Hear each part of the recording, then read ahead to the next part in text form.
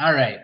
So tonight, as far as kind of what we're talking about, we're supposed to be talking about how to attract leaders to us, right? And this is, I don't know if we've talked about this or not. This first part that I'm gonna mention, and that's just kind of the social pecking order, and how pretty much in life in general, and organizations, society as a whole, there's kind of tiers of people, um, and where we fit in is where it goes. But I'll kind of go through it real quick. So, we're gonna call her Anna. She's at the top of the pecking order. Everyone listens to her. She works so hard, um, but no one knows. She doesn't really need mentoring. She's just naturally a leader. There's those type of people, right? The Annas of the world. Anna has a friend. His name is Jim. Jim's a slick guy. He's powerful. He's not quite as influential as Anna, but most of his friends are kind of intimidated by Anna. And then Jim's friend, he has a friend named Sally. Sally, hey, cat. So Sally is the type of person. She's pretty influential. She hangs around people who are high in the pecking order. She has a specific group of people she has influence over. She's not Jim or Anna, but she runs with their pack of people. Sally has influence over a guy named Jeff. He's a good guy, likable, funny, but he hasn't been super successful or influential. He has four good buddies who will follow him pretty much in anything he does. Jeff has a friend named Joy. She's not super joyful. She's got the bad attitude. She's whiny, blames others, wonders why she's not where Sally and Jim and Anna are, and she's constantly reading.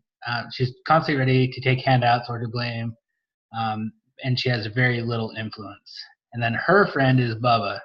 Bubba is the bottom of the pecking order. He has no influence. He can't keep a job. That type of guy, right? So if you kind of look as far as in that pecking order, obviously there's the Anna, the Sally, Anna's, Jim's, and Sally's are kind of the top people. If we have especially Anna's and Jim's around us all the time, then those are the people that we're going to those are the people who are going to be extremely like plug them in, and they're going to go like catch like a wildfire in doTERRA or in anything really that they put their minds to. And as you go through, the rest of them are going to have maybe some success, or your Bubbas or your Sallys might or not. Sorry, your Bubbas or your Joys might not have much of anything, right? So this whole point of how do we attract leaders, well, and how does the social pecking order really help us in that process? And you have to, you're never going to really truly be able to catch those higher, more influential people unless you are in those ranks. You're in that group of in that echelon of the level of a leader or of influence, right? And so there's two things that we need to do in order to be able to get those leaders if we're not where we want to be, and that's we need to up-level ourselves, right? We need to take steps to be able to create what we want, to help ourselves get to the point where we are the leader that we want to be, where we climb those ranks. It's not something that happens overnight, but it is something that can happen. We can gain more influence, and usually that comes from success. It comes from people seeing us working hard and doing those things and being successful at it. And when we have that success breeds success, right? The other part of it that we can do, if as we are trying to change and put ourselves higher in that pecking order, is we can work with our uplines to be able to do like three-way calls with these kind of people, right? We might know these kind of people, and if we don't feel like we're in the same category as them, and usually your best influence is going to be those who are in your social, where your status is or below, right? You don't usually get a ton of those, but you can get some of those ones that are above you. But that's where you want to use someone who's maybe more influential than you or higher in that pecking order to be able to help them. So, maybe they're above me and Melissa, right? And if we need to do three-way calls, we can definitely get you in touch with other people who are higher on that pecking order. If you've got that, you've got that Anna you want to be able to, we'll put you in touch with who you need to, if you think they need someone higher than us, right? I have no qualms at saying I'm not the best person, but we'll help you out with that. So, kind of wanted to talk about. So last week we talked about the 7 things to become a successful leader. This week we're talking about how we want to attract new leaders to us. So I want to kind of break down into 5 things. A couple of them are things that we can do personally, and then the others are things that we can do in our business to increase the likelihood of talking to people who are in upper levels of this. So we need to become the person that we want to attract, right? It's kind of hard to find the perfect person if we're not trying to bring in those qualities and aspects into our own lives. So we need to try and become that person. That's totally 100% done through personal development and trying to take care of yourself. So if you're doing like we talked about last week on that list, as far as becoming a better leader, following leaders that you look up to, practicing the things that make you uncomfortable, telling yourself you're a leader, those affirmations, learn something new about your business every week, gather resources, read more, and build and grow relationships. If you're doing those things, then you're going to put yourself in a position where you're becoming that better person, and you're going to attract those type of people to you. That make sense? Nods? Yeah. Good. I always hate when everyone's on mute because I'm like, feel like I'm just like talking to space. But then I get every once in a while I get a nod. I'm like, okay, we're good. So the other thing that we need to do for ourselves is we need to reprogram our brain to these changes that we want to make. We need to program ourselves to feel like we're diamonds, right? I mean, I feel like all of us are pretty comfortable in the fact that we all at least want to get to there, right? And then some beyond that, or once you get there, then you'll want to get beyond that, right? But there's a part of your brain called the reticular activating system, or RAS, and it's basically acts like a search engine for your brain. It filters through all the information that you're going to have. It shows you what we tell it's what we tell it. It's meaningful and important. But most of the time we don't actually tell ourselves, we don't tell our brain or the system what we want it to look for. And because our brain, as sad as it is to say, it automatically searches for things that are negative, that cause drama, tragedies, contentions, depression, and all that. So over time, your subconscious starts to ignore all the really good things that are happening, and it's looking for all those bad things. And so we kind of talked about that last week a little bit too. But so what we need to do is we need to train our brain to tell it what's important, so it's always looking for those things. That's something that really, at the very least, takes 30 days before your brain really starts to transition to that. So what we need to do is we need to create affirmations, present tense affirmations, right? So I constantly attract those people whose talents and strengths will help me grow my business. I possess the courage to act on inspiration that will help me achieve dreams and goals. And we have to feel what it's like to believe those statements. And as we start to do that, and like I said, 30 days of that is actually going to help us to the point where we start to believe that about ourselves, and we start to believe that we are capable of diamond, that we are that we can actually really accomplish that. And our brain will start to filter and think and highlight those areas that we're doing well in, instead of those areas that we're not, that we maybe feel inadequate in. So another thing that we need to do, and a lot of this came actually from Kyle Kirschbaum. I don't know How many of you know who he is? He's a presidential diamond. He's pretty pretty pretty cocky, but pretty good guy. But another thing that we need to do is we need to believe in DoTerra. So what your beliefs influence your entire organization, even those that you haven't necessarily met yet in that you're going to meet in this company. So how can we hope to bring that solid person on if we don't believe in the products, if we don't believe in the company, right? And so I truly 100% believe that the owners of this company's hearts are good. They are, I mean, they're running a business. They're going to make business decisions, but at the heart of everything they do, they're trying to make changes to help the world out on so many levels. And so if we have that presence of this is DoTerra is good, this is amazing, we can stand behind it, and in the products, then people are gonna feel that that influence is gonna stay there and stay consistent, and help our teams. I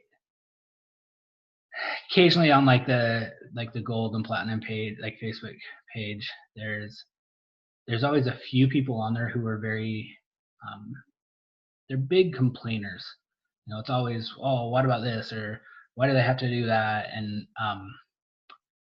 then those are the same people that later on you have posts like on their Facebook, like later on in the post, oh, a couple of members of my team are having a problem with this or whatever. Like, but the people who are always positive, the ones who are really committed and believing what's going on, they don't seem to have at least as many of those type of problems. I mean, we're all going to be around enough people that we're all going to have issues occasionally, right? But if we're keeping with that influence of believing in DoTerra and in the leadership in DoTerra,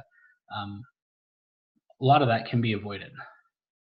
So another thing that we can do to bring leaders in is to genuinely talk about the business side of DoTerra. So every class we teach, we do need to mention something about the business side of DoTerra. I know I've talked about this, like the three types of people that come to this class, right? And that came from one of the top enrollers in DoTerra being super frustrated that she wasn't getting, that she wasn't finding and attracting leaders. And she was doing it all on her own. And even with all the success that she was having, she was fed up and tired with it. And she was like, I can't keep doing this. I mean, she won like incentive trips, like beating out like Haley Hobson kind of success, right? And she was ready to call it quits because she couldn't attract the right people. She didn't want lots of people wanted to order from her, and do that kind of stuff, but they didn't want to do the business side. And so she realized she needed to start talking about the business in every class that she did. And that's where that script, the 3 types of people come to class, that we talked about before. And so as we're doing that, that will invoke people to have those feelings of like, especially that third one, right? Where they're people who want to, who think that they can do what we do and all of that, right? So we need to genuinely talk about all of those types of things about the business. And it's okay to talk about, not in a class situation, but as those people come and talk to you, you can talk to them about what the real business is like, the frustrations and the as long as you're talking about the frustrations, as long as you talk about the joys that happen afterwards or before or whatever it is, talk about the good and the bad. Obviously we want to highlight the good. You never want to just download all the bad onto people, but it is something that can, because it makes it real, right? And then the last thing that I kind of want to talk about is we need to give everyone a chance to choose their own path. As much as we'd like to be able to say, like, I know this person would rock it, I know this person would do amazing, and really try and throw it down their throat sometimes. No, not necessarily throw it down their throat, but push maybe a little bit and maybe too hard sometimes. We do need to let them take their own choice. How many stories take their own path, I should say. How many stories do we hear about those people who, enrolled or didn't enroll, several years later, boom, they're diamonds, they're blue diamonds, they're presidential diamonds. because, you know, we need to nurture and educate and serve people no matter what they want in doTERRA, um, because we're helping empower them, and as we're if we let them make their own choices, then we're empowering them even further. So when they do make that choice for themselves, they are going to probably go a lot further than they would, and they'll be more fully committed and ready. So this is something that we want to actually talk to them about, and we'll let them make their own decisions instead of just trying to force stuff on them. But it's okay to give. I think you would be great at this, just not as long as we're really planting it all the time and pushing too hard. So, sorry, I have one more note. So I guess for kind of a action item for tonight, obviously, you know, whatever you feel like you need to take out of it, but I think 30 days of doing some positive affirmations would be a good thing, to really put yourself in that mind frame of, you know, whatever it is that you want it to be. You know, obviously for us, you know, we are looking at diamond, right? And as even in those lower ranks, we want to. I truly believe that Lorraine, Stacey, and Kat, you guys, you know, everyone can make it to diamond, can make that beneficial financial influence and all of that. You guys all have it in you. So, you know, we all need to believe in ourselves at the same time. So if we can all kind of take on that 30 days of doing some positive affirmations in the morning, to be able to do that. Yes. Can I recommend something? Absolutely. One thing that I found very helpful was, I'm sure Melissa's talked about it before, but Ann Webb's Ideal Life Vision. Yeah. Well, Minot taught a class on it for us, right? Yeah, exactly. So going back and watching what Minot taught, it takes a while to kind of get it down. I think mine's about 25 minutes recorded, but when I go for a run, that's what I listen to. I don't quite get to listen to it every day, but I probably listen to it 2 or 3 times a week. And I feel like I catch myself during the day, like, you know how you were saying sometimes your subconscious mind just like focuses on the negative. I find by doing that, you're literally retraining your subconscious mind. And I'm kind of drawn more to the positive things. And it really has changed. It has changed the way I've thought, and I have seen growth in my business. And so, yeah. You're seeing great growth in your business right now, Kat. So that's awesome. Yeah. So absolutely. I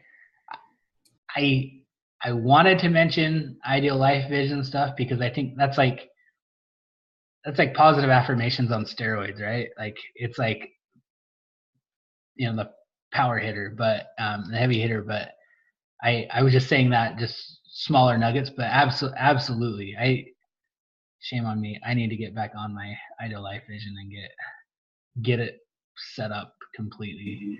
It's hard because it's such a commitment to listen to it. Sometimes I'm like, oh, and sometimes I'm sick of listening to myself. I'm like, I don't want to listen to that. So I don't force myself to listen to it every day. Maybe I should, but I don't.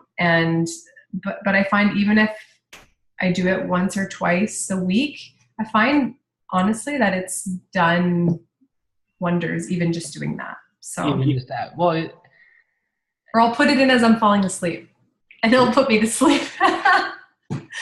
Well, I like the idea of doing it like while you're doing your run. Like that's actually really good. Yeah, and my run lasts about 30 minutes, and so it's the length of my run. And otherwise, I'd be listening to music, and so I might as well listen to something that's actually benefiting versus just entertaining, right? Yeah, exactly. So yeah, like it. And yes, Stacey, you need to start doing yours again too, or listening to yours again. I do. I might be able to as I'm waking up again this summer. Last summer, I was really good about doing it because I would like turn it on as I'm waking up in the morning. And my husband was already gone to work, so I wasn't self-conscious about it, and I didn't have to find headphones. And in the fall, when he changed his schedule again and he was home in the morning, I was listening to it on my drive to work.